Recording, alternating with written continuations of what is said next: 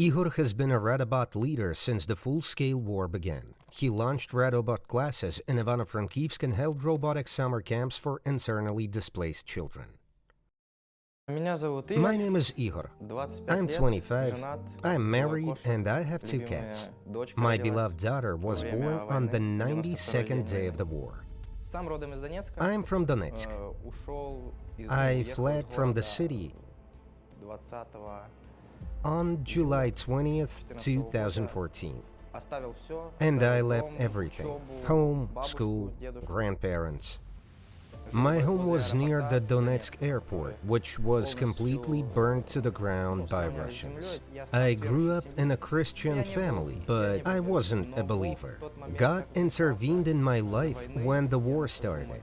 I started to think about the purpose of my life and the presence of God in it. When I left Donetsk, I took part in a Christian camp. Here I first heard the gospel. I believe that from that moment, God began to change my life. When I was offered a job as a teacher in Radobot to come and provide robotic classes for internally displaced children, I agreed. I understood how valuable it was for the children who were there. When the war started, I saw all the horror that teenagers and children go through. It's not as visible as you might think. You won't see their tears.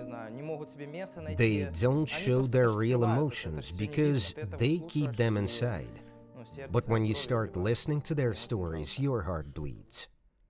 Our classes start at 9:45 a.m., but all the parents and kids come earlier at 9:30 because they want their kids to find support here. Parents are very thankful because after classes, their children are happy.